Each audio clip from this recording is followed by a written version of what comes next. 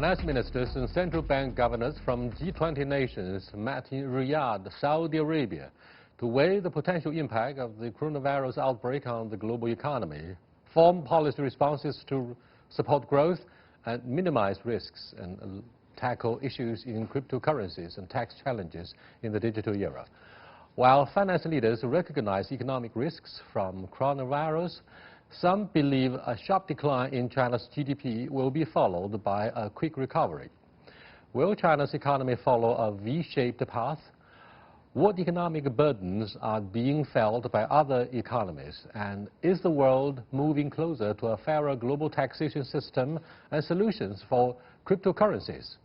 To discuss these issues and more, I'm pleased to be joined via satellite from Hong Kong by Hong Hao, Chief Strategist of Bank of Communications International, and from Dubai by CGTN correspondent Jacob Greaves.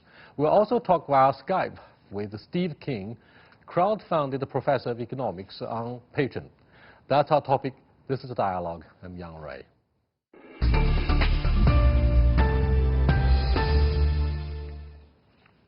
Hi there. My first question goes to Jacob Greaves.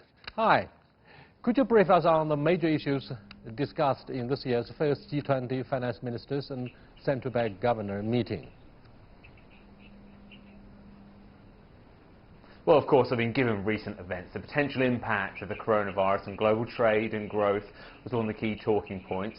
The finance officials from the top G20 global economy stopped short of identifying the virus as a downside risk to the global economy. The US Treasury Secretary, for instance, said he didn't expect the outbreak to have a material impact on the first phase of the US-China trade deal, although he told reporters gathered in Riyadh that can change as more data becomes available. Now, another big topic of this meet was digital taxation. This is billed as the main discussion point going into the summit, more specifically trying to find consensus on where, how and if to tax digital giants such as Google or Amazon. Now, as for any progress in this field, though, nothing appears to be immediately apparent, with some of the old dividing lines lingering. France's finance minister warned at the event that no global digital tax by the end of 2020 would be, quote, chaos. Equally, Washington has said it seeks consensus on the issue, but has warned it will strike back at digital taxes launched by France and others if global consensus fails to be reached by the year end. What are the signals that these top financial officials have sent out about the world economy?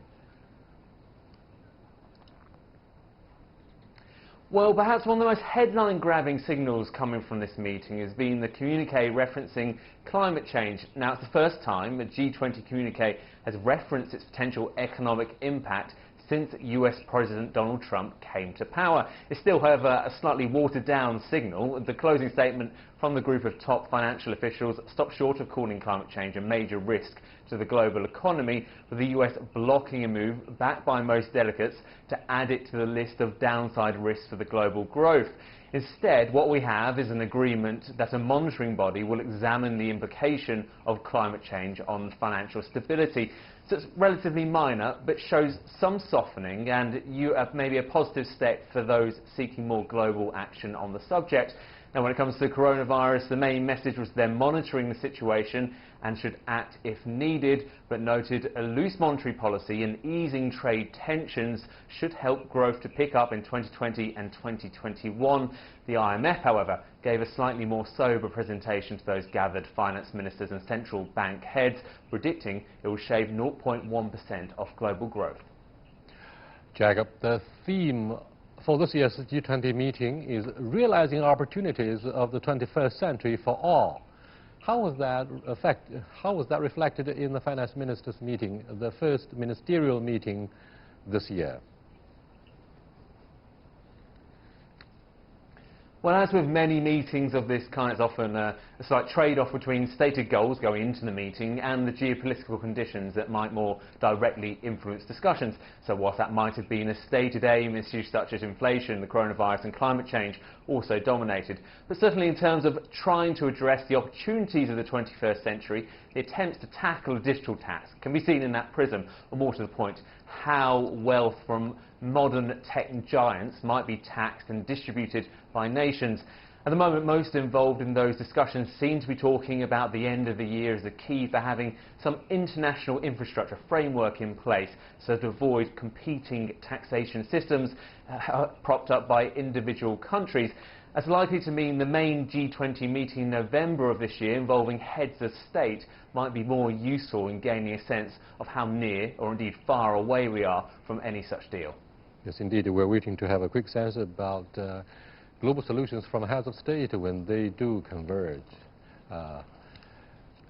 Jacob, this year's G20 host country, Saudi Arabia, is the first Arab nation to hold the G20 presidency. How do other Arab states view Saudi's presidency? Well, hosting the G20 often brings with it an opportunity to influence parts of the agenda. As you mentioned, this is the first time a nation has hosted a meeting of this nature from an Arab country, so it might be seen as a positive in some quarters as shining a spotlight on economic issues in this part of the world. Jordan, for instance, is a guest of honour under the Saudi patronage. But of course, important to bear in mind, the Arab world isn't a united voice. The UAE, for instance, is a close ally of Riyadh, sharing many interests in economic and foreign policy. On the other end of the spectrum, Qatar has been under a Saudi-led economic embargo since 2017. This does, however, come at a time when Saudi Arabia is trying to promote itself as a country of economic and political reform, a project known as Vision 2030. Indeed, one of the Saudi organisers said the goals of the G20 match around 80% of the goals of Vision 2030. So they see a major opportunity here to promote the image of Saudi Arabia on the international stage. Of course, with the killing of Jamal Khashoggi and the kingdom's involvement in the war in Yemen, that image on the international stage has faced increased scrutiny in recent times. Yes, indeed, the killing of Khashoggi, former reporter of Washington Post, did capture headlines for quite a while, which put Saudi Arabia under severe scrutiny, particularly media scrutiny from the United States and other countries of Europe.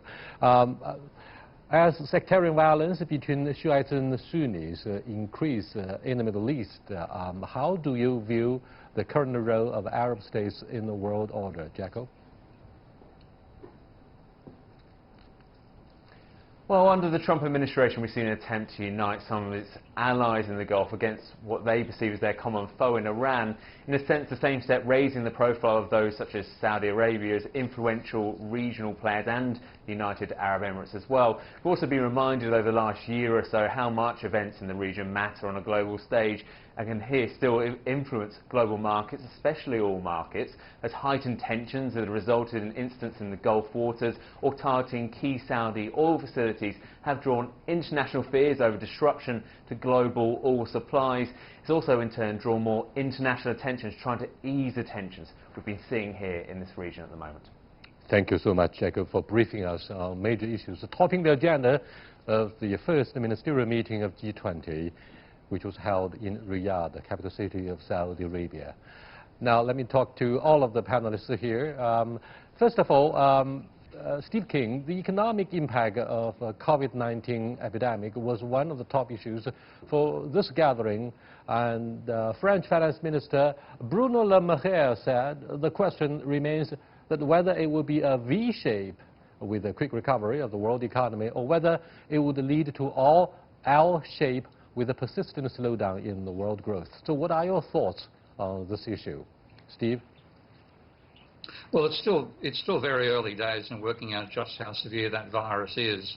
When it first began, the fears were that there is an enormous death rate, and of course we all would know that one definite thing is it's very highly infectious. In terms of the number of people that get infected, it's about 4 times as infectious as the ordinary flu, but about 1/5 as infectious as measles. Of course, the difference is we don't have a vaccine, we have no basic immunity, and we really don't know now whether it's very mild for most people and just severe for a small handful. But the guaranteed outcome, I think, given that level of infectiousness and the fact that there's no what they call herd immunity, is that it is going to spread through most of the human population. It could hit about up to 70%. Could actually end up getting it. It'd be very mild for most of them, but quite deadly for a minority with compromised immune systems. If that's the case, then it will not be a V-shaped recovery. As the infections rise, the need to put on extreme measures to reduce the level of of interaction between people become more prominent. And given how globalized our manufacturing system is, for example, the iPhone has parts made from about 30 countries, we may well see an inability for that production system to work, particularly since it relies upon just-in-time deliveries these days rather than having large stocks on hand. So I think it could be quite a severe challenge to the global economy. Hong Hao, do you agree with Steve?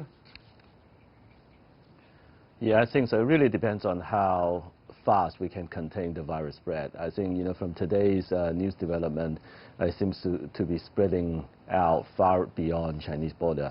Also within China, we've seen, even though the new confirmed cases is brought under control, but when people go back to work, take the risk to go back to work, for some reason, for some unknown reason, the contamination starts again, and basically it leads to a couple of factory shutdowns in China as well. So I think it really depends on how efficiently we can control the virus. I think for now the market is really running ahead of itself. The market is seeing a V-shaped recovery, but I think more likely than not it's going to be an L-shaped recovery. Here is a counter-argument, Hong Hao and Steve, regarding V-shaped recovery for, first of all, China and indeed the rest of the world. In China, for example, Hong Hao, some entrepreneurs said privately, look, due to the unemployment and perhaps downward economic growth, many consumers may have tightened their pockets and purchased wallets. Therefore, they would give a second thought to domestic spending. They would have a very careful planning for their spending. What do you think of such concerns?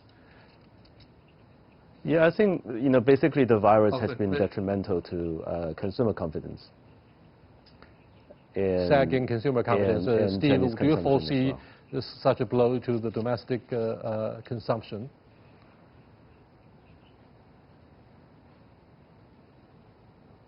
Sorry. Steve, my question is, do you believe there will be a drop in confidence of domestic consumers? Yes, I think there will be, but initially, of course, one of the dangers, if we're told we have to be isolated for up to 2 weeks, maybe even longer, to avoid transmission of the virus, then we're going to see what's happening in northern Italy right now, which is panic buying, and that's justified. If you really find at some stage authorities are going to say, we want you to spend 2 to 4 weeks without interacting with anybody else, no schools, no sporting fixtures, no restaurants, etc., then people will need to buy very rapidly. So there could be a spike in demand for basic consumption items, not for vehicles, obviously, not for overseas trips, certainly not for going on cruises. And then after that, a period where commerce virtually grinds to a halt. We have not had a virus of this nature since the Spanish flu back in the early 1900s. And we did not have a production system anywhere near as complicated then as we do now. So the fragility of the global system is much more extreme now than it was back then. And this will have until such time we have either an antiviral or effective screening systems or a good vaccine, this will be a very severe jolt to the global economy. But the end of the Spring Festival saw a very weak recovery of the business operations, and the business recovery or operations kicked off to a very weak start in many parts of China, and at the same time, because of the concerns that there might be just more than one epicenter of the epidemic disease, it could be yet another one. You look at the increase of the confirmed cases and deaths in other parts of the world. So here is the assumption, Hong Hao and Steve, that the epidemic virus may take longer time and may exist with the rest of the world for a longer period of time. There will be concerns that persist looking forward. So, Steve, what do you think of such concerns and the impact upon the curve of economic growth? Oh, very, very valid concerns and quite serious worries about economic production in general, not just growth, but actually production at all, because we know that the virus has got a doubling rate of something the order of every 5 to 7 days. That's how fast the cases are rising. The only thing which could make this be the sort of V-shaped recovery that you were talking about earlier would be if we find that it actually has a very mild effect on people who are not otherwise with compromised immune systems. For example, if you look at the level of deaths in somewhere like Germany, they're very low. Most people are recovering. And maybe the cases might be 100 times as many cases, but people simply aren't going to hospital because all they have is a form of the sniffles. We really still don't know the answer to that, but only if it is that mild for the vast majority will this be a passing phenomenon. If it is something which is quite severe for a significant proportion of the population, and since enough to overwhelm the emergency medical systems, then the authorities will simply say we have to stop all effective social intercourse. That includes going to shopping centres, and the production systems which rely upon global delivery could also be compromised and fail. If you imagine seamen going to sea in a container vessel with a 10-day journey or 15-day journey and finding one of their members is infected, you may find it impossible to cruise ships. So we really are in uncharted territory, and I think in this situation the best expectation is that it's going to have a very severe impact, and we have to, as rapidly as possible, get the genetic engineering done to provide anti-vaccines, antivirals and so on, and shut down as much of interaction as we can, which means a very large jolt to the economy. The major concern in our discussion, Steve and Hung Hao, I'm afraid, is the lack of confidence for both consumers and businesses for the remaining months of 2020. It's indeed very hard to pin down the alternative source of the pneumonia outbreak. Hung Hao, Alibaba management pointed out that the challenges brought on by the outbreak could prompt long-term behavioral challenges from Chinese consumers and businesses. More consumers are ordering groceries from their homes, and more employees are choosing to work from home. Maybe more students would also prefer to study through the MOOC pattern, online education. And there could be three trends that might continue to impact people's life after the epidemic is over. So what do you think of the potential profound and lasting change to businesses and because of the outbreak? Hung Hao? Yeah, I think because even before the outbreak, the trend of moving activities online has been ongoing. If you look back in 2003 when the SARS epidemic was breaking out, basically at that point in time, many of the Chinese businesses starting to move online. For example, JD.com was one of the more prosperous companies, prominent companies that actually move online, taking the opportunity then. I think for now, one has to wonder, because quite a bit of business is actually conducted online.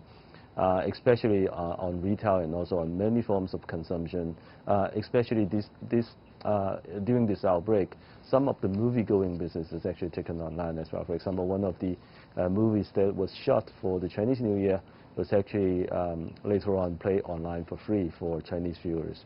So I think things are definitely changing. I think this time, what is changing more prominently is the online education, because the kids can't go back to school.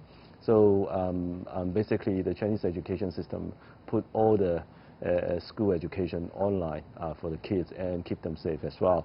So I would say that, yeah, even before the epidemic, the move has been ongoing. I think going forward, as more and more activities is being moved online, one has to wonder, what's in the future, what holds in the future for the traditional business.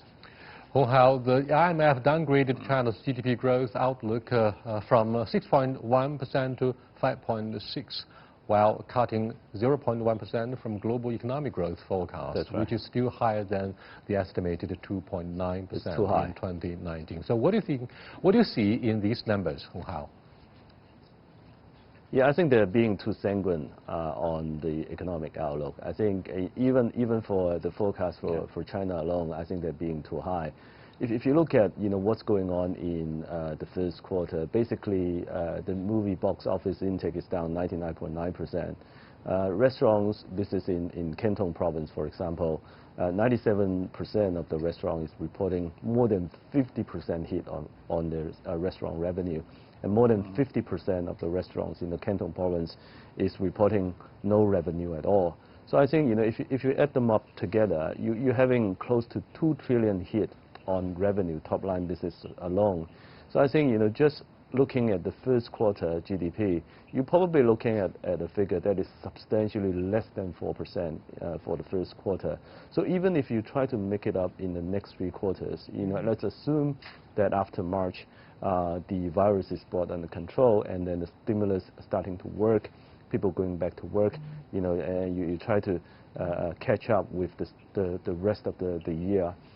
Even so, you will be looking at a GDP growth that is probably less than 5%, because you lost so much activities in the first quarter, and simply a big bulk of consumption that is lost in the first quarter is basically dead weight lost. You basically can't consume it back, right? So I think and also because now the Chinese economy is such an important part of the global economy, a substantial slowdown in the Chinese economy is going to be a meaningful hit on global growth. So I think 0.1% downgrade from IMF is really too sanguine.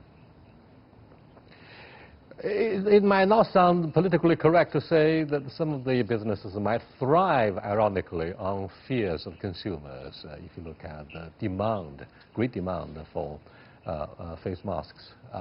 That said, another important issue on the agenda is the global taxation system for the digital era. Digital giants such as Google, Amazon, and Facebook are accused of using aggressive tax optimization to minimize their tax burdens. Steve, what are the current taxation rules for digital businesses, and what would a fairer global taxation system look like? I think the only way to really get around this issue of global corporations like Google and arranging their activities so that they have profit in low tax regions and have losses in high tax regions is to tax them on transactions. Because, for example, with Google, a large part of its profits, and Microsoft as well, I believe, are made in Ireland, simply because Ireland is a low tax regime in the European Union. But they don't make all their transactions in Ireland. They make most of their transactions in the bigger countries of Europe, in England itself, of course, the UK, Germany and France. So you'd need to actually tax on a transaction basis or even a data basis, because they simply can't pretend that most of their data occurs in places like Tuvalu or the Cayman Islands or Ireland. So you have to base it on their level of activity, not on their incomes. I think that's really the only way to start addressing this. It's already very difficult, Hong Hao, for member states of the European Union to coordinate their fiscal policies following the sovereign debt crisis that has a lot to do with, for example, the sovereignty of their individual currency. Having said this, the Organization of Economic Cooperation and Development has been working for most of the past decade to negotiate changes on global taxation rules. I mean, whether coordination of fiscal policies or taxation could be yet another major issue on the agenda of not only G20, but indeed for other major economies. So where is the resistance coming from? What positions do G20 member countries hold on this issue, Hong Hao? Yeah, it is sort of still during negotiation stage. Basically all countries really want to, because of the debt load that they're incurring, all countries' government really want to have the tax revenue to themselves, so that they enable them to borrow more and to pay off the loans they borrowed previously. So I think now one has to wonder why some country can survive or can thrive on lower tax rate, and some other bigger countries have to tax their residents on a substantially higher tax rate. We've seen economies in the world with lower tax rate that actually doing substantially better than the higher tax rate countries, right? For example, here in Hong Kong and some European countries as well.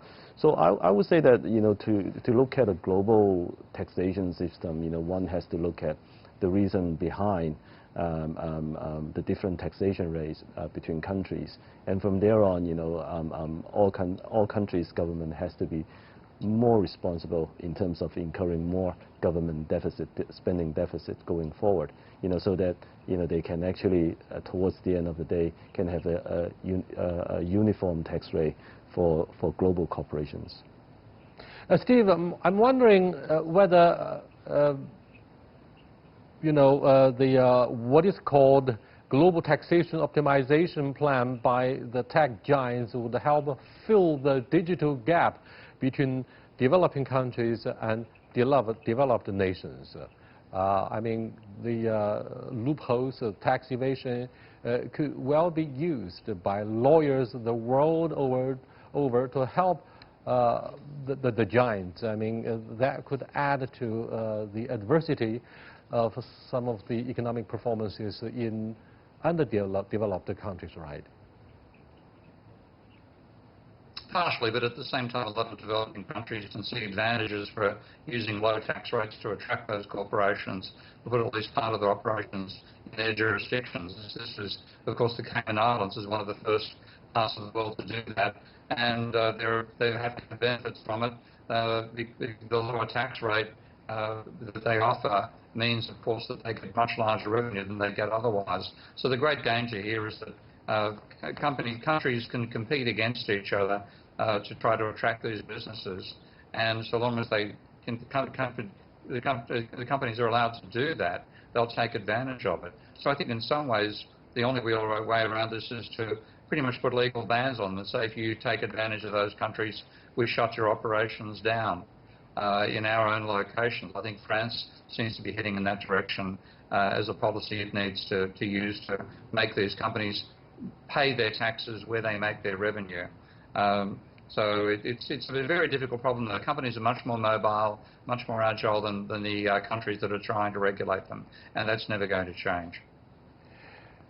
The G20 will once again tackle the issue of cryptocurrencies and central bank digital currencies, as cryptocurrencies have been examined, researched, and discussed for a few years now. What are the challenges of putting forward a plan of governance and regulation for cryptocurrency and fintech, Hong Hao?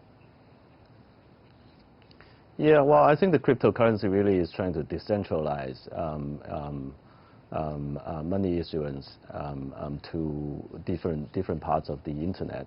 So what happened is that, with the existing technology, if you look at the Bitcoin technology, for example, there's a limited number of transactions that you can do per second, and that number is substantially less sufficient to satisfy the global transaction needs. So, as a result, because of this limitation, Bitcoin cannot be, well, for now, cannot be the transactional currency for the global markets. And I think other cryptocurrency would have a similar deficiency as well.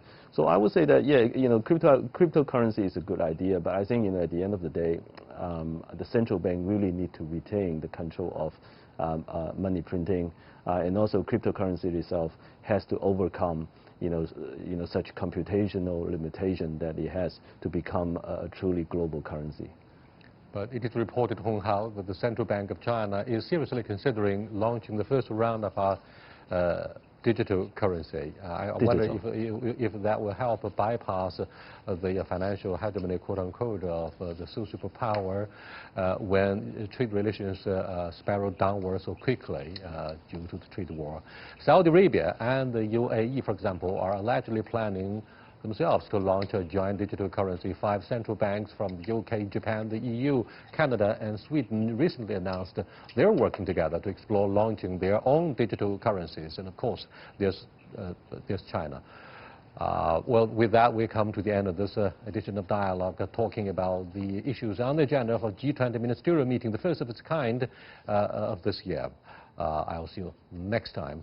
Until then, goodbye.